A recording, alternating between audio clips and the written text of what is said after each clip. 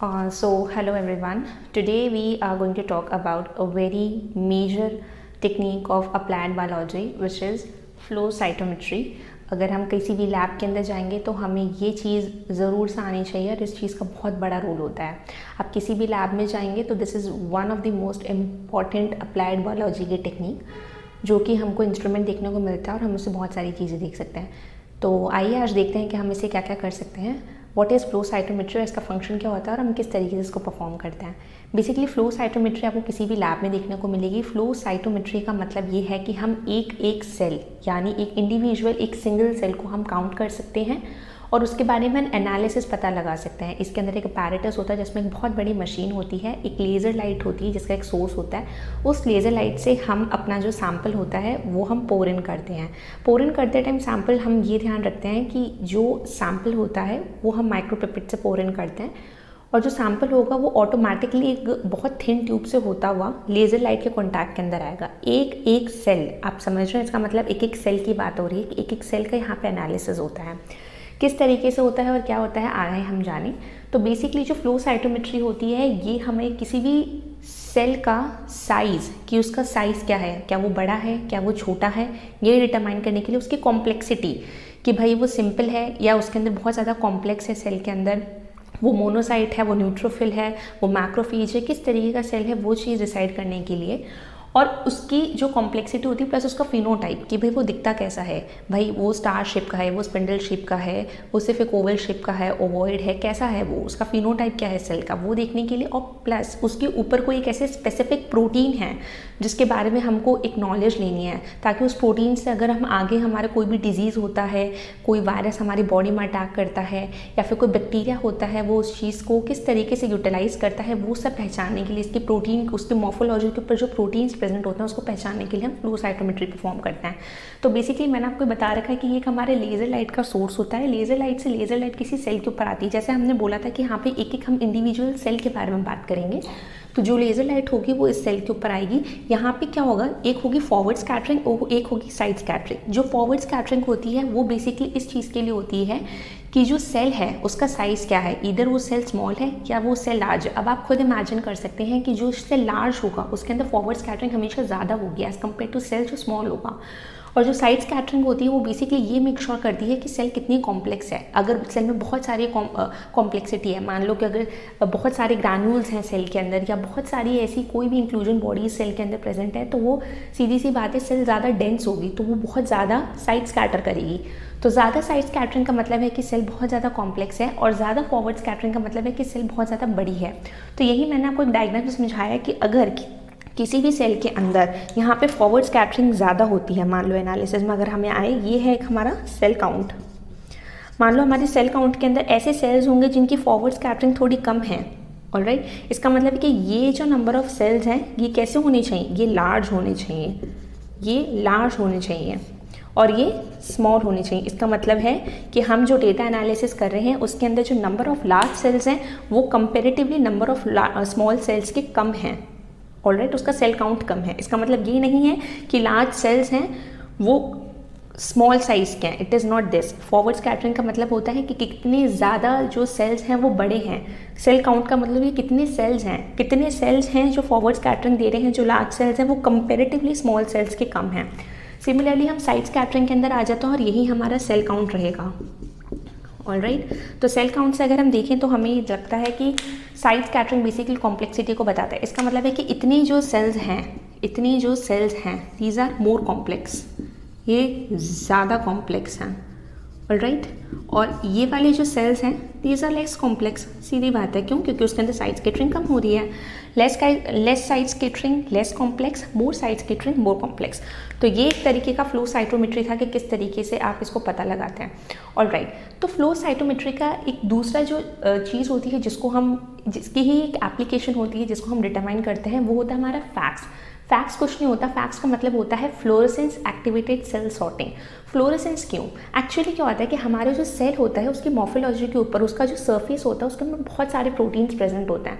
आपको भी पता होगा जब आपने मोनोक्लोनल और पॉलीक्लोनल एंटीबॉडीज़ पढ़ी होंगी कि ये बेसिकली एंटीबॉडीज़ एक स्पेसिफिक प्रोटीन के ऊपर ही काम करती है जो हमारी सेल के सरफेस पर प्रेजेंट होता है. तो अगर हमें पता लगाना है कि हमें किस प्रोटीन के अगेंस्ट में कौन सी एंटीबॉडी बनानी है, तो उसके लिए भी रिस्पॉन्सिबल होता है, क्योंकि इससे हमें पता चलेगा कि हमारे बेसिकली कौन से सेल के ऊपर कौन सा प्रोटीन्स प्रेजेंट है।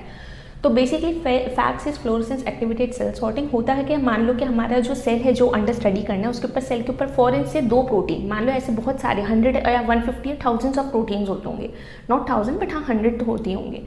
तो यहाँ पे मान लो मैंने सिर्फ एज एन एग्जाम्पल 2 ही प्रोटीन लिए हैं और उसके अगेंस्ट में जो मैंने एंटीबॉडीज़ यूज़ करी है वो उस प्रोटीन के स्पेसिफिक है। जैसे मैंने यहाँ पे P1 और P2 2 प्रोटीन ली है और ये एंटीबॉडी F1 और F2 ली है। जो F1 एंटीबॉडी है वो P1 प्रोटीन के अगेंस्ट में मतलब कंपैटिबल है और P2 प्रोटीन के लिए F2 मैंने एंटीबॉडी लिया। मान लो मैंने इसको एक रिएक्शन ट्यूब के अंदर मिक्स कर दिया। अब क्योंकि ये फ्लोरोसेंस का मतलब क्या होता है कि ये चमकेगी, ऑलराइट। जब भी हम इसको फ्लो साइटोमीटर में डालेंगे तो हमेशा एक तरीके की चमक जाएगी।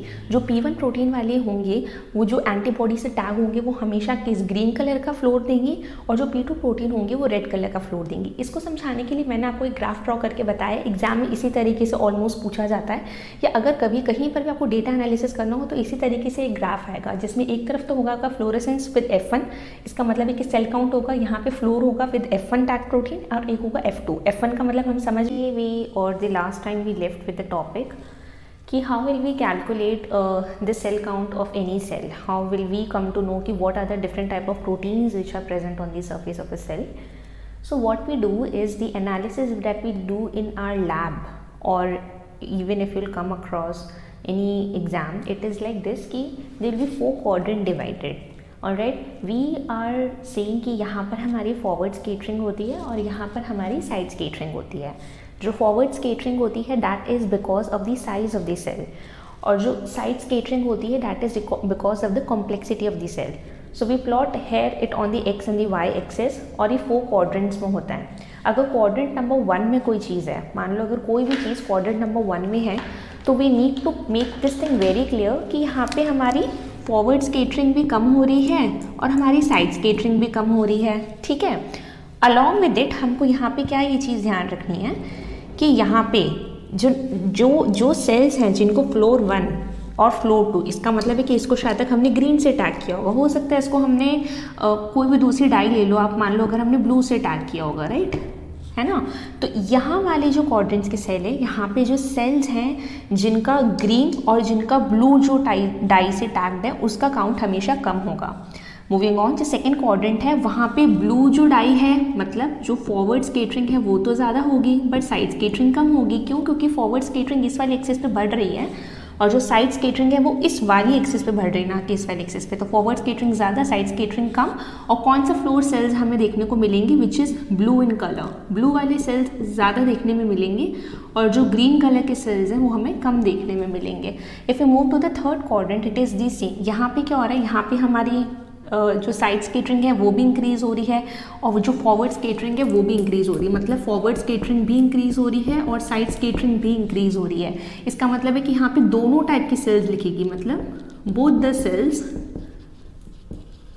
जिसमें क्या हो रहा है, जिसमें हमें फ्लोर ग्रीन भी देखने को मिलेगा एंड ब्लू कलर की सेल्स दोनों ही देखने को मिलेंगी, जिनके सरफेस के ऊपर वैसे प्रोटीन्स प्रेजेंट होंगे जिन पे ग्रीन कलर के भी हों और ब्लू कलर के भी हों। Alright, and moving on the fourth quadrant, यहाँ पे हमारी साइड स्केटरिंग ज़्यादा हो रही है बट हमारी फॉरवर्ड स्केटरिंग कम हो रही है। Side scattering is more, forward scattering is less. इसका मतलब है कि हमें वही सेल्स देखने को मिलेंगी जिनकी सरफेस के ऊपर कौन सी फ्लोरेसेंस होगा, ग्रीन कलर का फ्लोरेसेंस होगा, राइट। एंड जो ब्लू होगा वो इतना नहीं देखने को मिलेगा। सो अब हमें ये तो पता चल गया कि कौन से सेल्स के ऊपर हमें किस तरीके का फ्लोरेंस देखने को मिलेगा। और ये ग्राफ बेसिकली क्या डिपेक्ट कर रहा है कि कौन से सेल्स के अंदर ज़्यादा साइड स्केटरिंग हो रही है और कौन से सेल्स के अंदर ज़्यादा फॉरवर्ड स्केटरिंग हो रही है और कौन से सेल्स में ज़्यादा साइड स्केटरिंग हो रही है। अब इसको एक तरीके से एक तरीका होता है जिसको हम बोलते हैं deflection plate method. Alright, deflection plate से क्या होता है कि मान लो हम अपनी किसी भी अब हमें पता तो चलिए कि ये सेल्स हैं। अब how to differentiate the cells, because इन्हीं जो प्रोटीन्स हैं जो हमारे सेल के ऊपर प्रेजेंट है इनको हमको स्टडी करना होता है वापस से। तो व्हाट वी डू इज़ कि हम अपने कंप्यूटर के ऊपर कुछ इस तरीके से सिग्नल सेंड करते हैं, signal as in command send करते हैं, जिसकी वजह से हम बोलेंगे कि जो क्वाड्रेंट 1 के सेल्स हैं जिनके ऊपर दोनों का फ्लोर कम है, उनको हम मान लो न्यूट्रल सिग्नल देते हैं। ये हमारी डिफ्लेक्शन प्लेट होती है जिसको हम कलेक्टिंग प्लेट बोलते हैं। एक तरफ पॉजिटिव साइन होता है, एक तरफ नेगेटिव होता है।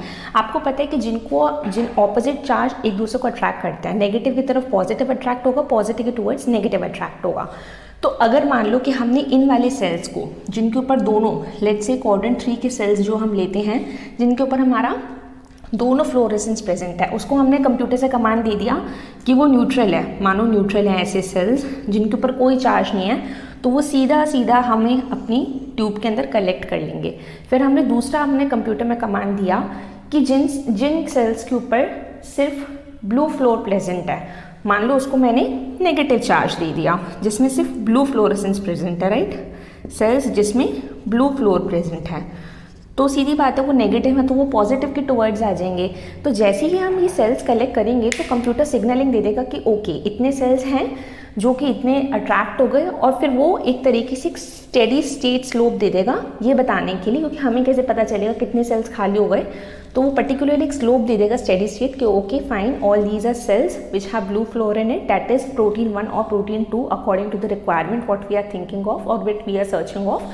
और फिर हम उसको ऑफ करके और फिर हम दूसरा कमांड देंगे, मान लो कि जिसके सरफेस पे जस्ट सिर्फ ग्रीन फ्लोर प्रेजेंट है ना, सिर्फ ग्रीन फ्लोर प्रेजेंट है जिनके सरफेस के ऊपर, तो उसको हम पॉजिटिव चार्ज दे देंगे। तो वापस से हम सिग्नल देंगे, कंप्यूटर जिनकी भी सरफेस के ऊपर ये ग्रीन फ्लोरेसेंस का सिग्नल होगा वो यहाँ पे इस वाले डिफ्लेक्शन टूवर्ड्स के ट्यूब के टूवर्ड्स हम हो जाएंगे डिवेट, और हम इसको कलेक्ट कर सकते हैं। तो ये हमारा एक तरीका होता है कि हम किस तरीके से सेल की सरफेस के ऊपर जो प्रोटीन्स प्रेजेंट हैं उसको हम इकट्ठा करके उसको एनालाइज कर सकें बाकी दूसरी जगह पर। So this was our fluorescence activated cell sorting because of the fluorescence, कि वो ग्रीन है कि वो ब्लू है कि वो कुछ भी फ्लोरेसेंस किसी भी डाई से टैग करके एक पर्टिकुलर एंटीबॉडी जो कॉम्प्लीमेंट करी है पर्टिकुलर प्रोटीन के ऊपर, उसको आप टैग करके और आप ये पता लगा सकते हैं कि कौन सी सेल किसके एंटीबॉडी के टुवर्ड्स कंपैटिबल है और वो किस तरीके का फ्लोरेसेंस देगी। और फिर हमारे रिक्वायरमेंट के अकॉर्डिंग या तो हम उसको अलग अलग डिफ्रेंशिएट कर सकते हैं डिफ्लेक्शन प्लेट मेथड से, या फिर हम जो दोनों सेल्स जो उन सेल्स को भी हम एक तरीके से अलग कर सकते हैं जिनके ऊपर दोनों ही प्रेजेंट हो floor. So that was today for the class. Thank you, and let me know in the comment section, like, share and subscribe the channel. Till then, take care.